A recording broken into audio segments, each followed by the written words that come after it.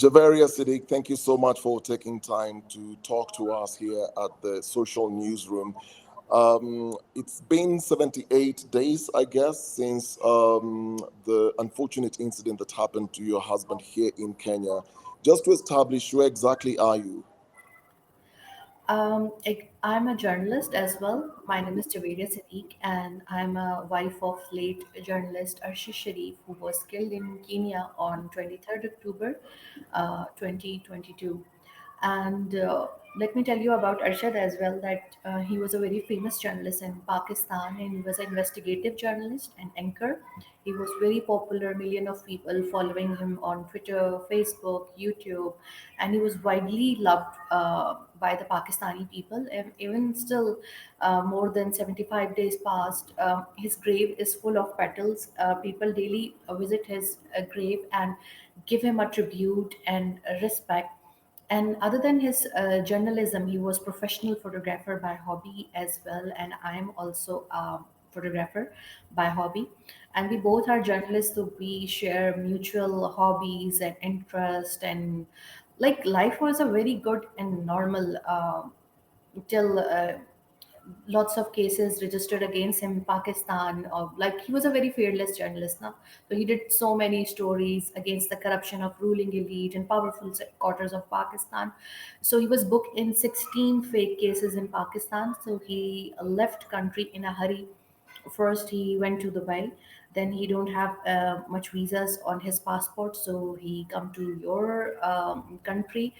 I was a bit relaxed at that time that now he's safe and no one is going to like harm him or hurt him, because in Pakistan he was getting death threats, that we will shoot you in a head. And the same is going to like executed in your country, and I'm like, how this has happened, I'm still in a shock, because I was thinking that he's safe now. So he was a very educated journalist.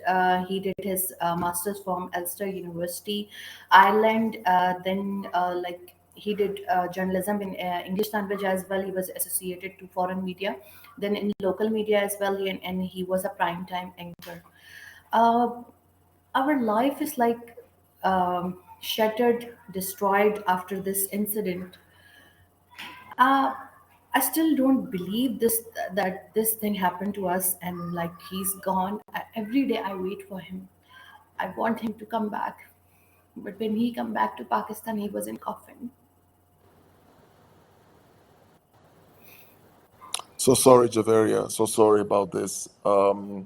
You've talked so lovingly about, some of the things that Arshad was doing in Pakistan. I just want to take you back.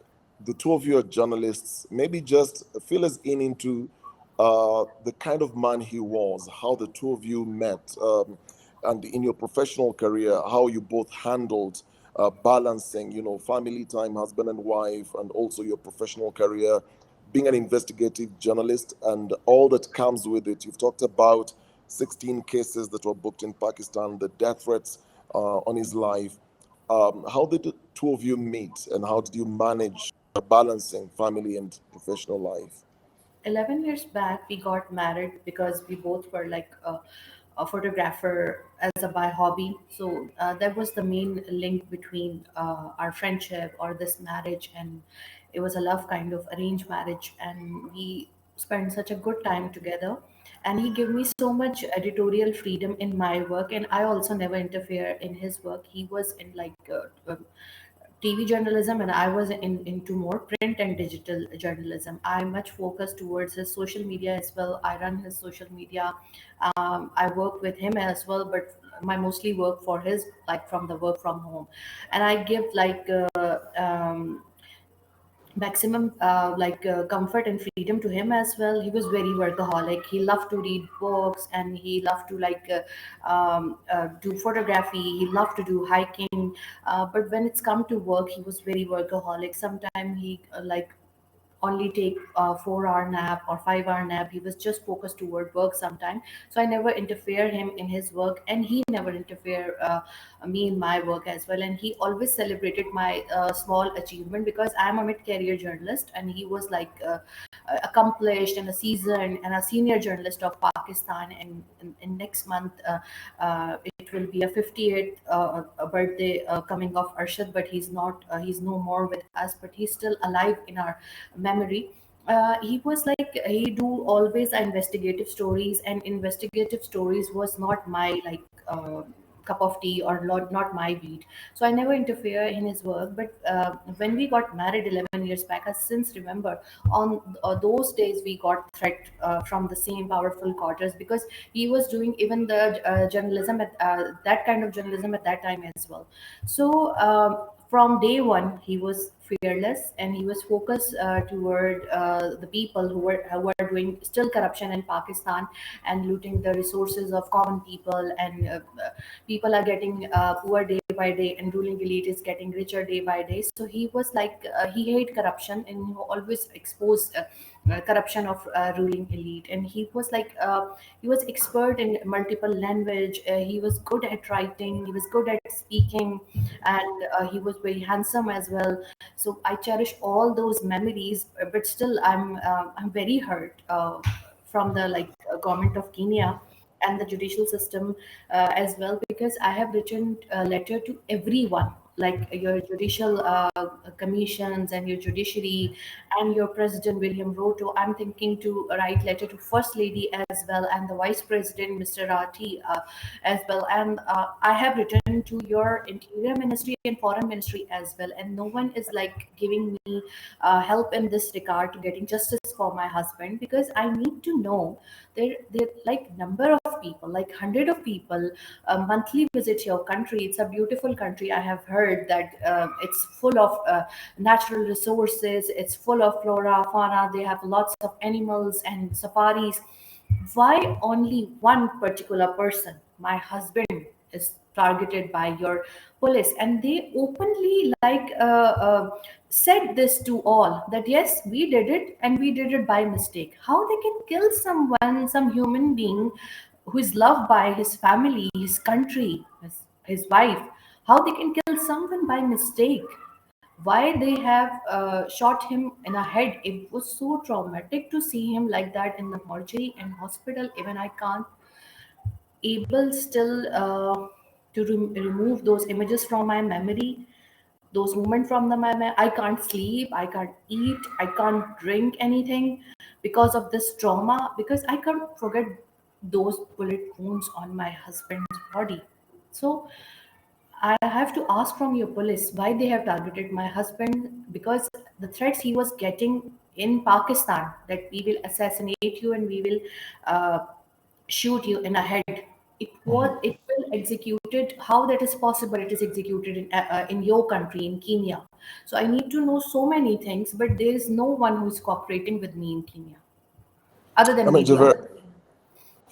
So, Javeria, speaking to at least three Pakistani journalists on the day that your husband was murdered, the feel I got and what we got here as Kenyan media was he was a very bold and very courageous man exposing corruption in Pakistan. Just to take you back a bit before we now come into the why and the how, you talked about him leaving Pakistan, going to Dubai. Why did he come to Kenya? Because someone from the Dubai authority came into his hotel and said to him that we are under pressure by your government, so leave our country or we are going to deport you back in Pakistan. So he don't have any other option because he don't have visas, and as per Pakistani, we get on arrival visa on very limited country. So he came to Kenya, and then he was like after few you can say month or a days, he was brutally assassinated. And we are still in trauma that on that night what was happened to him, because he was talking to family, he was talking to friends, he was talking to colleagues, and suddenly messages stopped delivering on his phone. Then we got the news that he's no more. So it's so traumatic. I still don't believe that this is what happened to us and to our family, because our beloved Arshad is gone. It's not easy to accept this reality, and now it's like more than 75 plus days, and we are not getting answers for our questions, and we are not getting justice for Arshad and for ourselves, because your government and your authorities are not cooperating with us. Whenever I start going to like text them or email them, they said we will going to talk to your government as well. Why government is going to like give us a justice? Because he was like running from this government. Now he was saving his life. He was hiding in the Kenya, and someone like did it's like a targeted assassination. It's a targeted killing. It's I'm not buying this argument from your police and from your GSU that it's a mistaken identity. No, it is pre-planned murder. When he left Dubai, because I'm under the impression from what you've said, the Dubai authorities told him that they were under pressure from the Pakistani government to make sure that he leaves Dubai, coming to Kenya. What was your last conversation with him as he was coming to Kenya, or when he settled in Kenya? Did he want to stay here in Kenya, hide in Kenya, wait for things to cool down, or was he still working on something while he was still in the country? When he left Dubai, he sent me a text on WhatsApp, and he said to me that they have asked me to leave Dubai, so I'm going somewhere far away in jungles. Now, I said, "Where you are going?" So that I can't tell you my location because it's not safe. They will like they are going to like find me or chase me, and I'm still in under threat. So when he came to your country, he never told his family about the exact location. Where is he? In which city or country he is, and where he's hiding. But he do sometime video calls, and he did some messages or calls. So I get to know that he's mostly spending his time inside his room of the penthouse, which was given by his host to him for a temporary refuge. And he said to me, I will come back to Pakistan in December, and I'm hopeful that things will be get better in Pakistan and for me. So I'll come back, but for the time being, I'm hiding here because my life is under danger. So he did tell you that he was hiding here in Kenya. No, I come to know on the same day when he was like brutally assassinated. On that day, I come to know because people start calling me, journalists start calling me. I don't know from where they get my number, but I start getting calls from the Kenya and from Kenyan media, and from his colleague as well. He told me like about 2 a.m. in Pakistan that this what happened to Arshad in Kenya on 23rd. We come to know on 24th October. So your husband was assassinated, as you've just put it, targeted assassination on the 23rd of October 2022 outside Nairobi. Uh, just take us through your thoughts because you are living with these threats. Arshad was living with these threats, moving from Dubai, coming to Kenya, where he thought he was going to be safe. Just take us through your thought process, not just as a wife, but also as a journalist, with everything that was happening, receiving the news and all these calls coming in that this is what has happened to Arshad. You know, things has been changed for us when the government has been changed in Pakistan. Like when they have with the like some vote of no confidence, they have removed Imran Khan and they have bring the new prime minister. So Arshad become very vocal against this regime change, and he want to democracy in Pakistan in a like that way that one prime minister is going to complete his tenure for 5 years. So he was a bit hurt, and he started criticizing everyone, and especially the powerful quarters in Pakistan, including military, government, everyone. So when he was booked in 16 cases, I was still like in a hope that we will get the justice and all these fake cases will be closed by the judiciary. But he didn't get any kind of refuge or any kind of like help in this regard. And when he left, he don't have any visas. I asked him lots of time when he was in your country, because he did calls to me, video calls to me. I said to I don't know where are you right now, but you should go to some safer place. Let me talk to some country, and you'll get residency or asylum. He said, I don't want any asylum or I don't want any residency. I'm temporarily for here, just to like hiding and to save my life. When things will get better, I'll come back to you, because I was suffering from COVID at that time, so I can't able to travel along with him, or I can't join him even later, because still till September I was in my recovery phase. So I requested him number of times that you should go to some safer place or some kind of where journalists are a bit safer, or with freedom of speech is good at that countries. But he never decided for that thing, and he was just hopeful that he will come back to his country. And when I think he start feeling a bit safe in Kenya, then he started, I think, going out, and then the assassinators or the whoever planned this from Pakistan and executed in Kenya, they have targeted him, because I still don't believe this. He was a harmless man. He never hold a weapon in his hand. He was a very peace loving person, a pet lover. He loved and respect humanity. He never raised a voice on anyone. He respect women. He respect children. He loved nature, and he was very kind, and he always give lots of charities. So why they have targeted only my husband when the number of visitor visit your country? And in the same manner in which people have threatened him in Pakistan, that we are going to shoot you, and it was like executed by your police. I don't know about the corruption level or the professionalism of your police, but I'm very much disappointed about the system which exists in your country, especially the judiciary, and then your this police system, and even this IPOA. They never responded to my queries and my email. They always said, we are a government organization, we can only talk to, but treat me like a human now, treat me like a victim. I have lost my husband on your soil, then you are answerable to me. I don't think so. There some kind of justice exists in the country or not. I have a question from all Kenyans, like to support me in this cause. I need justice for my husband, who is a very loving person and who is exposing the corruption of ruling elite of my country. Why he was assassinated at your soil? I need this answer. And where is and where is that police people?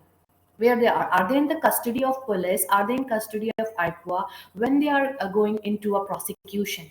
Why no one is giving answers to my questions? I need them to be punished as per your law.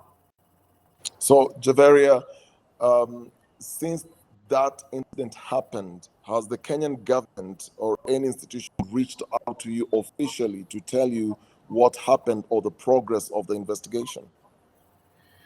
No, no one is responded to my emails, and no one has still contacted to me. I tag everyone on Twitter. I also have a verified account and verified YouTube.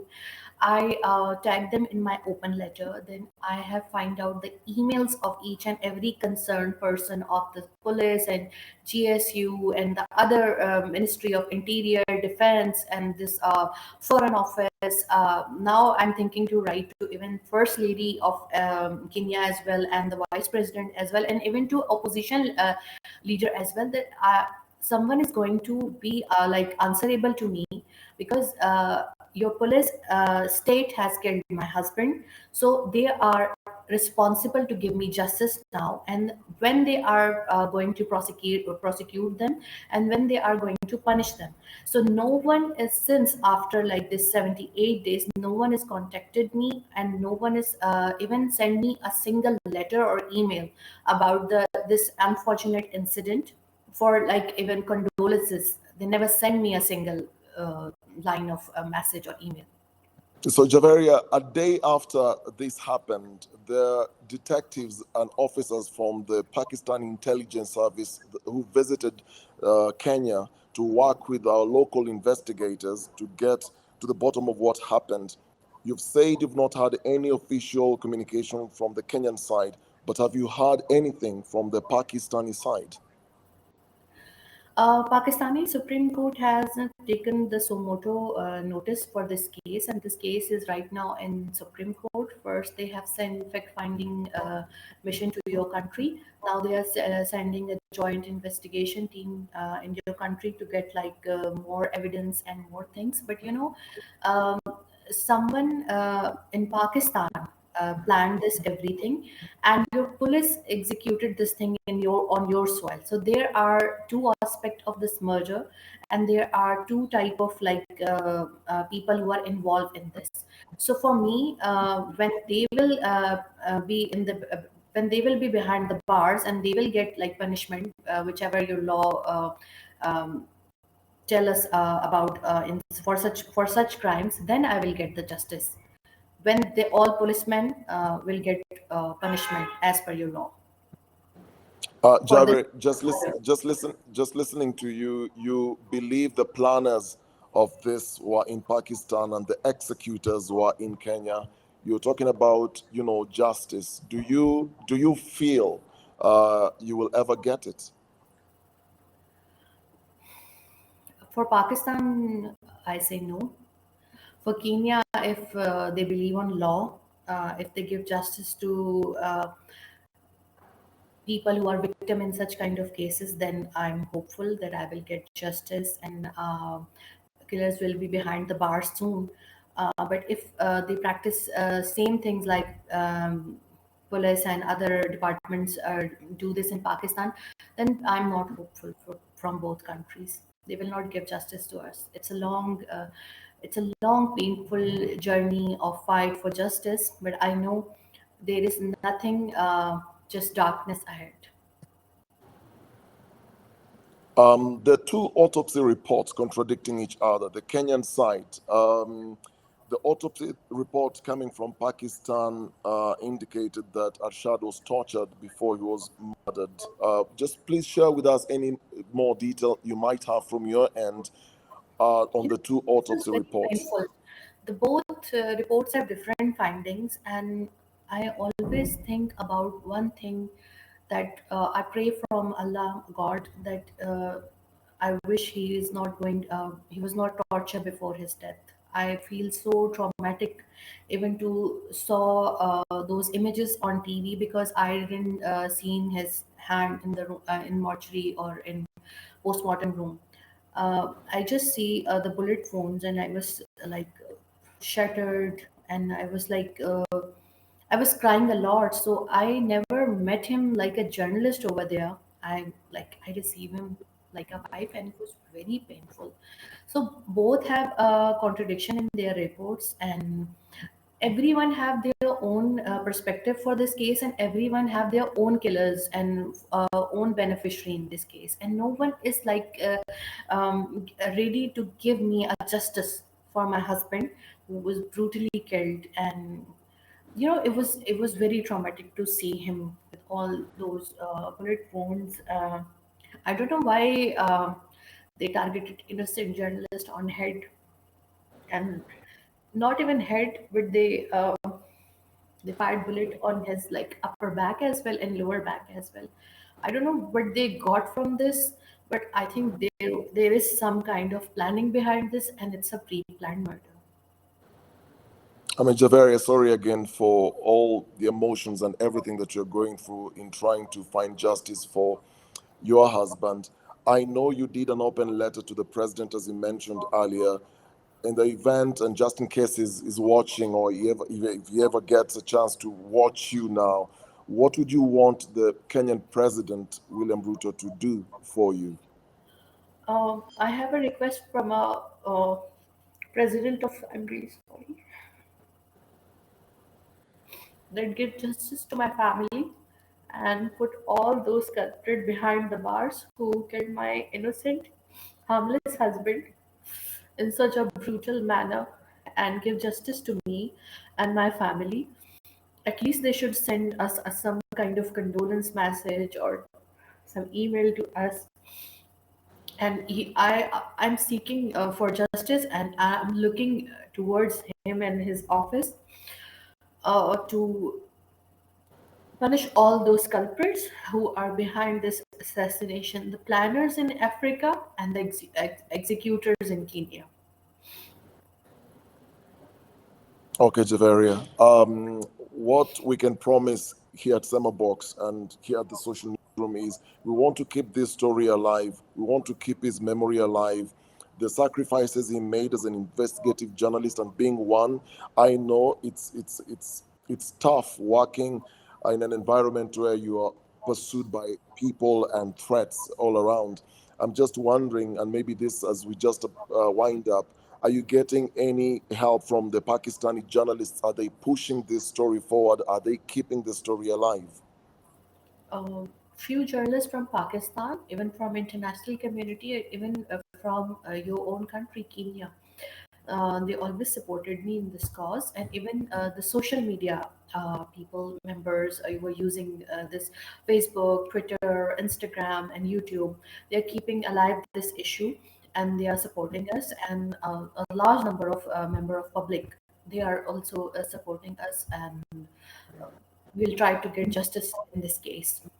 It is not easy, but still we are trying. Yeah, right. So finally, Javeria, how would you want us, especially journalists all over the world, because this affected journalists all over the world, for those who are also coming up in this field and for the sake of humanity, how would you want Arshad Sharif to be remembered? First of all, I want to request human rights organization, law organizations, and media organization to help me to take justice in my husband case. Then Arshad was a very brave man. He did so many good things in his life. Even his legacy is alive. People still share his quotes, videos, his book. Uh, and he's shaheed in our concept. He's alive. I